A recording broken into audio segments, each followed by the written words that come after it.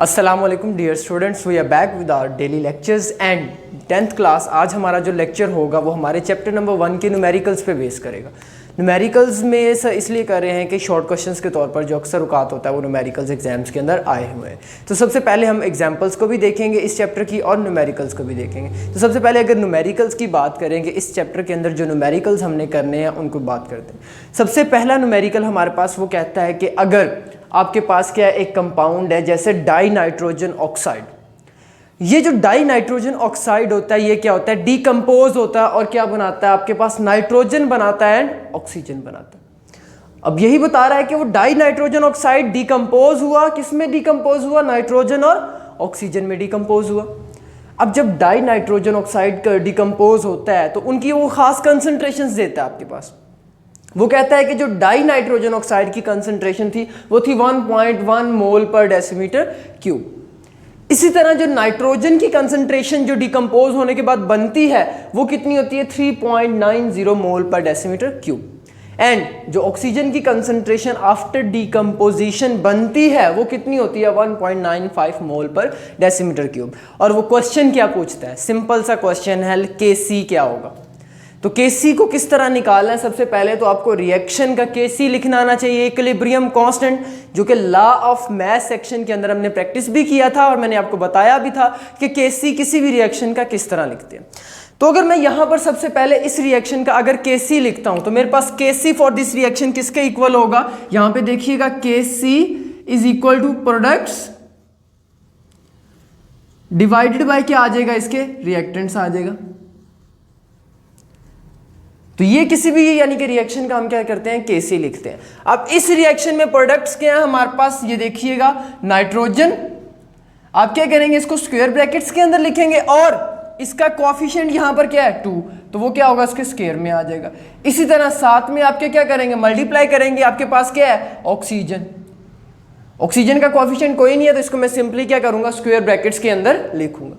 अब बात करते हैं इसके अंदर रिएक्टेंट्स क्या थे। तो die nitrogen oxide laughing gas के तौर पर भी जो जाना जाता है, ये क्या था हमारे पास, रिएक्टेंट्स था। यहां पर देखिएगा इसके ऊपर कोएफिशिएंट मौजूद है तो यहां पर मैं क्या करूंगा, इसके ऊपर इसका स्क्वायर लिख दूंगा।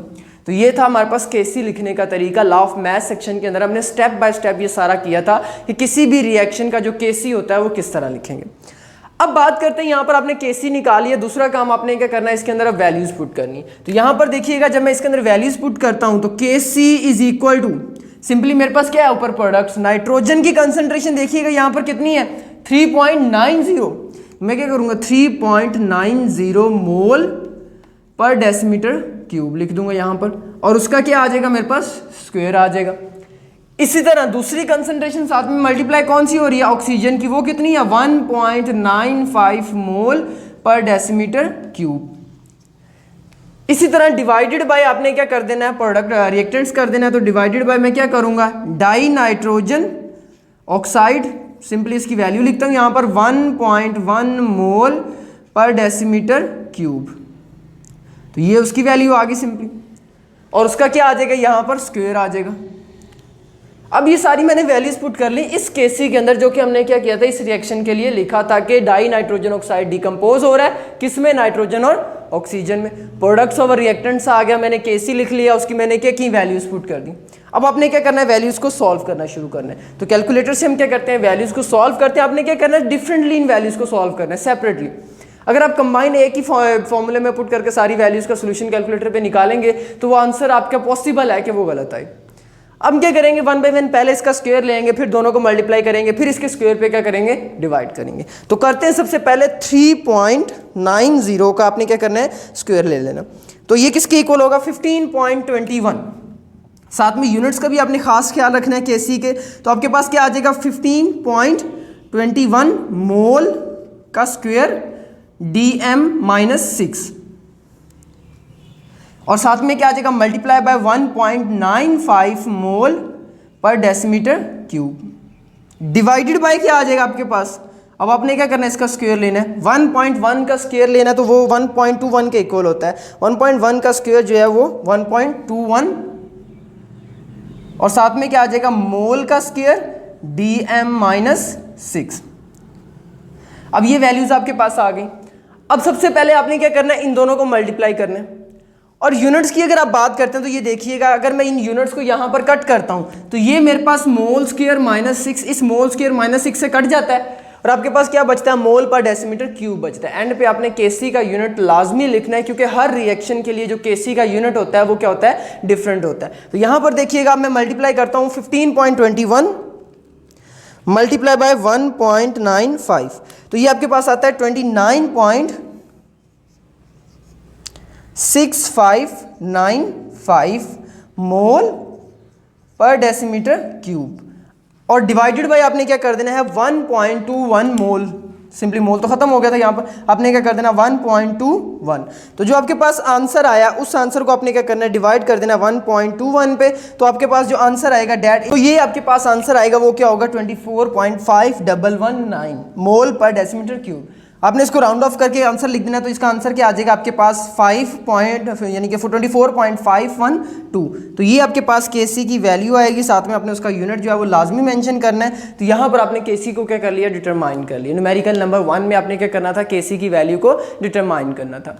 इसी तरह अगर बात करते हैं न्यूमेरिकल नंबर 2, देखिएगा न्यूमेरिकल नंबर 2 में आपने क्या करना था, आपके पास गिवन डाटा में वो कहता है कि जो हाइड्रोजन आयोडाइड होता है वो क्या होता है, डिकम्पोज होता है। हाइड्रोजन आयोडाइड डिकम्पोज होकर क्या बना रहा है, हाइड्रोजन बना रहा है और आयोडीन बना रहा है। तो हाइड्रोजन आयोडाइड जो है वो डिकम्पोज होकर हाइड्रोजन और आयोडीन बना रहा है, तो उसमें उसकी कंसंट्रेशंस देता है हमें कि हाइड्रोजन आयोडाइड की कंसंट्रेशन कितनी थी, 0.078 मोल पर डेसीमीटर क्यूब। हाइड्रोजन की कंसंट्रेशन 0.011 और आयोडीन की कंसंट्रेशन भी क्या होती है, सेम होती है 0.011 मोल पर डेसीमीटर क्यूब। आपने कैलकुलेट क्या करना है, वही सिंपल, आपने किसको कैलकुलेट करना है, आपने केसी को कैलकुलेट करना है यहाँ पर। तो सबसे पहला काम आप क्या करेंगे, इस रिएक्शन का केसी लिखेंगे। अभी पीछे भी हमने इस न्यूमेरिकल में किया कि केसी किसके इक्वल होता है, आपके पास प्रोडक्ट्स ओवर रिएक्टेंट्स के। तो यहां पर KC is equal to products over reactants, और प्रोडक्ट्स ओवर रिएक्टेंट्स किसके इक्वल आएगा, यहां पर हाइड्रोजन, यहां पर आयोडीन डिवाइडेड बाय क्या आ जाएगा आपके पास HI और उसका क्या आ जाएगा, स्क्वायर आ जाएगा। तो ये आपने क्या कर लिया, इस रिएक्शन का केसी लिख लिया। अब अगला काम आपने क्या करना है, जब इस रिएक्शन का केसी लिखेंगे तो वैल्यूज पुट करनी है। वैल्यूज पुट करते हैं simply, KC is equal to hydrogen की concentration 0.011 mole per decimetre cube, इसी तरह आयोडीन की concentration 0.011 mole per decimetre cube, divided by आपने क्या करना है, रिएक्टेंट्स करना है। रिएक्टेंट्स क्या है, हाइड्रोजन आयोडाइड। तो आपने क्या करना है, हाइड्रोजन आयोडाइड की कंसंट्रेशन कितनी है, 0.078 मोल पर डेसीमीटर क्यूब, और इसका क्या आ जाएगा, स्क्वायर आ जाएगा। अब आपने क्या करना है, 1 बाय 1 वैल्यूज को सॉल्व करना है। तो कैलकुलेटर से जरा जल्दी कीजिएगा बेटा जी, आप भी सॉल्व। तो आपके पास क्या है, 0.011 को आपने मल्टीप्लाई कर देना 0.011 से, तो आपके पास क्या आ जाएगा 1.21 मल्टीप्लाई बाय 10⁻⁴। और यहाँ देखिएगा मोल पर डेसीमीटर क्यूब को एक मोल पर डेसीमीटर क्यूब से काट दिया, दूसरा इससे कट गया, तो यूनिट्स यहाँ पर केसी के लिए नहीं होंगे। डिवाइडेड बाय आपने क्या कर देना है, 0.078 कर देना। अब आप जब आंसर को क्या करेंगे, डिवाइड करेंगे 0.078 से, तो आपके पास जो आंसर आता है that is 1.5। KC is equal to 1.55 multiply by 10⁻³ तो यहाँ पर देखिएगा केसी की वैल्यू क्या आई है, 1.55 मल्टीप्लाई बाय 10⁻³ आई है। तो ये केसी की वैल्यू क्या है, छोटी है काफ़ी ज़्यादा। अब इन दोनों में कंपैरिजन कीजिएगा, 24.512 और 1.55 मल्टीप्लाई बाय 10⁻³ आपने जो लास्ट टॉपिक पढ़ा था जिसमें आपने सिम्मत के बारे में बताया था, डायरेक्शन बताया था कि रिएक्शन कंप्लीशन की तरफ जाएगा या नहीं जाएगा। तो वहाँ पर देखिएगा केसी की वैल्यू अगर बड़ी है तो रिएक्शन गोज टू कंप्लीशन है, और केसी की वैल्यू अगर छोटी है तो reaction never goes to completion, की मतलब कि ये रिएक्शन कंप्लीशन की तरफ नहीं जाएगा और ये रिएक्शन क्या होगा, कंप्लीशन की तरफ जाएगा। तो यहाँ तक देखिएगा, अगर आपका कोई क्वेश्चन है तो कमेंट सेक्शन के अंदर आप पूछ सकते हैं। अल्लाह हाफिज़।